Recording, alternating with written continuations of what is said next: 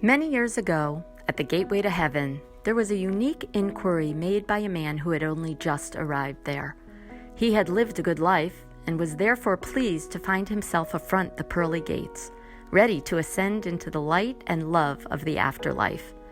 Yet there was a thought he was unable to rid himself of.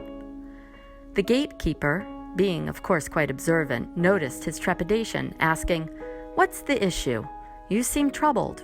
Unfinished business?" "No," the newly deceased replied. "Everything's tied up just fine down there.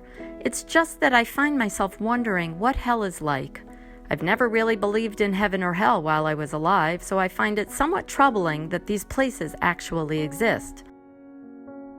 "Let me show you." With a wave of his arm, they found themselves at the gateway to hell. To the deceased's surprise, it was nearly identical to the entrance to heaven. It was an enormous banquet hall. Chandeliers hung over all of the ancient tables, casting a warm glow on the diners who were far too numerous to count. The most beautiful ethereal music wafted in from all corners, and the smell of the food was so mouth-watering he could nearly taste it. "This is hell?" the man asked, mouth agape. "Yes, quite," the gatekeeper replied, pausing for a moment and nodding to himself. "It's not what it seems. Take a closer look."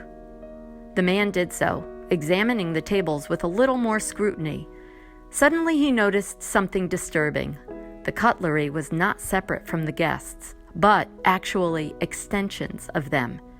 Each diner had either a fork, spoon, or knife extending gaudily from their arms. The utensils so long it was impossible for them to get food into their mouths. He could hear their moans and cries now, feeling the desperation and hopelessness of the situation as it continued on to infinity. He shivered. "Ugh, I've seen enough. Please take me away from here." In a blink, they were back at the gates of heaven. "Okay," he said, "I'm ready. Can we please go in?" To his astonishment, it was the exact same scene. The giant banquet hall, the music, the food, and worst of all, the cutlery as appendages. He looked down. His lower arms had become a grotesquely long fork and knife, each incapable of reaching his mouth. He was filled with disgust and was about to cry out when suddenly he felt the gatekeeper's hand on his shoulder, gently squeezing. Looking up, he suddenly noticed that the mood of the diners was in complete contrast to those in hell.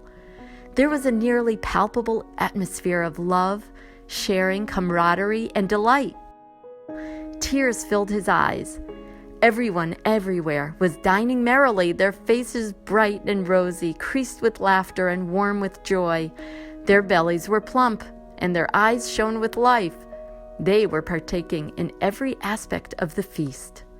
How was this possible? They were feeding each other.